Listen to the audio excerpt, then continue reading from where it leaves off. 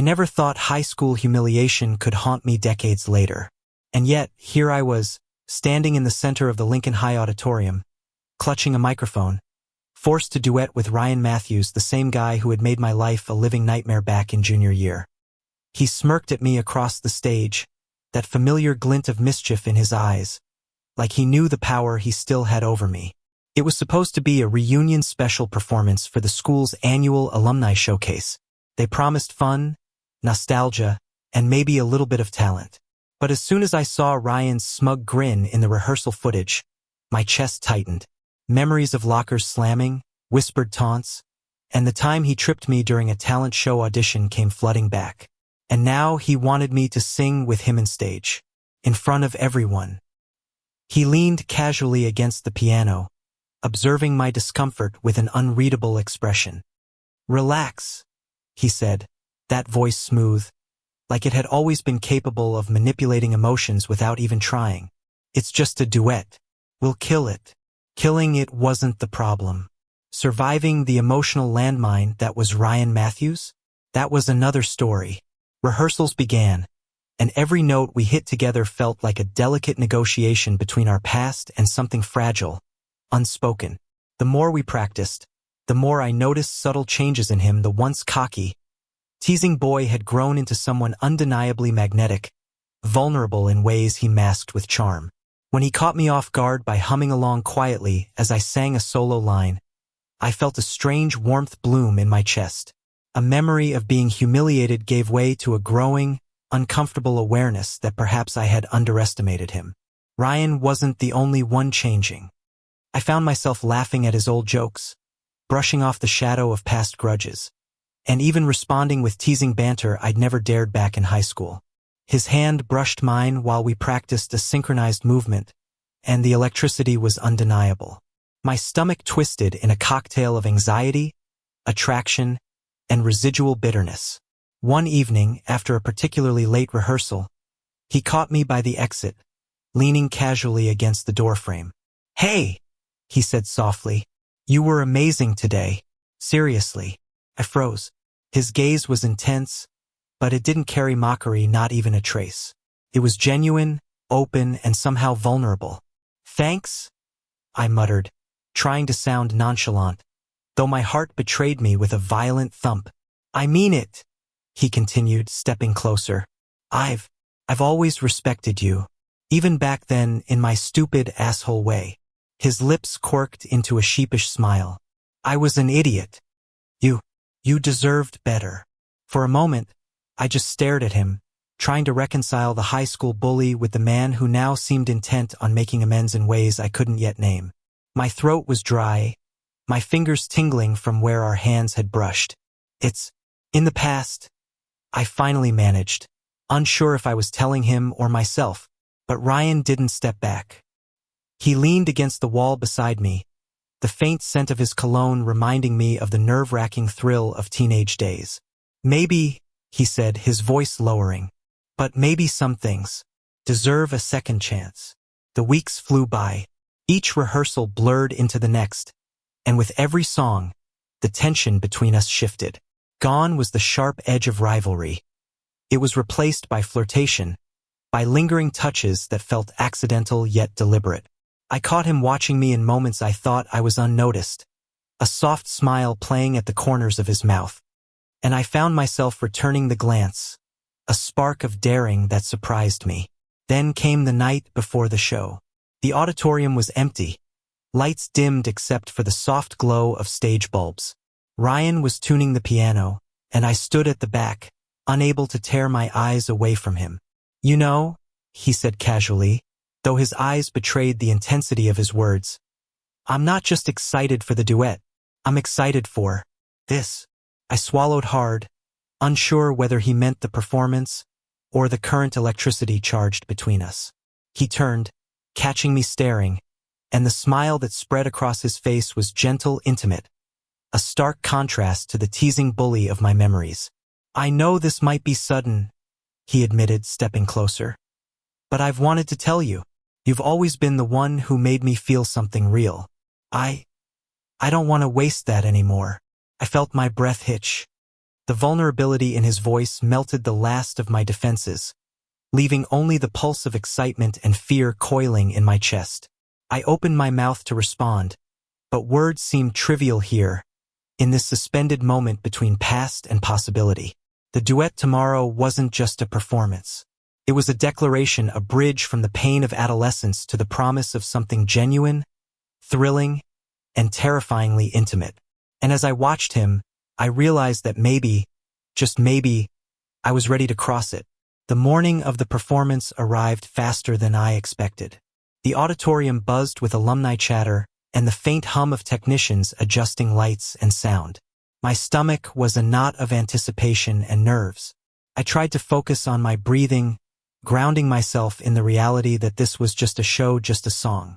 Ryan appeared beside me, calm and collected as ever, his presence strangely comforting. "Ready?" he asked, flashing that signature grin. My heart did a little flip. "As I'll ever be," I muttered, though my voice wavered slightly. He offered his hand. Not a teasing, patronizing gesture, but an invitation. I took it, our fingers intertwining briefly. The contact sent an electric jolt through me, a spark that erased years of awkwardness and fear. The curtain rose. The spotlight hit us, and for a moment, I felt exposed, naked under the gaze of hundreds of alumni. But then Ryan started singing, and everything else melted away. His voice flowed into mine, merging in harmony, pulling me into a rhythm that felt instinctively right. It wasn't just the music, it was us. The subtle brush of his hand on my back during a synchronized step, the way his eyes found mine at just the right moments, the unspoken communication in a glance or a tilt of the head. Every note we sang together felt like a confession, a bridge from what had been broken to what could be beautiful. Halfway through the song, I felt the auditorium dissolve around us. The whispers and laughter from the past, the weight of old scars, even the fear of vulnerability, none of it mattered. Only Ryan mattered, and the fragile, exhilarating connection we were creating on stage. As the final chords echoed, the crowd erupted into applause. I barely noticed. All I could see was him, smiling, that same mischievous glint in his eyes softened by something deeper: affection, admiration, desire. Backstage, the adrenaline still thrumming through our veins, Ryan leaned close. "We did it," he whispered, his voice warm against my ear. "And I think we just started something more than a duet." I laughed, breathless and giddy, feeling lighter than I had in years. "I think you might be right." Then, without warning, he pressed a soft kiss to my cheek. It was brief, but it left a trail of warmth that spread straight to my chest. My fingers lingered in his, and he didn't pull away. Instead, he tilted his head, inviting more, and I realized with a jolt that I wanted it, wanted him, wanted us. The days that followed were a whirlwind. We spent hours exploring each other's worlds outside of the stage, coffee shops, late-night walks under flickering streetlights, and spontaneous drives to nowhere. Each moment deepened the connection, turning playful teasing into intimate confessions, unspoken longing into shared laughter and gentle touches. I discovered the layers beneath Ryan's confident exterior. The boy who had once been a tormentor had grown into a man capable of deep care and vulnerability.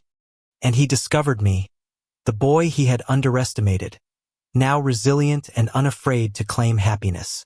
One evening, as we sat on a rooftop overlooking the twinkling lights of the city, Ryan rested his head on my shoulder. "Funny," he murmured, "how I spent years teasing you, and now I can't imagine a moment without you." I smiled, leaning into him. "Life has a way of flipping things around," I said softly. "Maybe it took us both a long time to see what we really wanted." His hand found mine, fingers lacing together naturally. "I don't want to waste any more time," he said. His gaze was steady, earnest.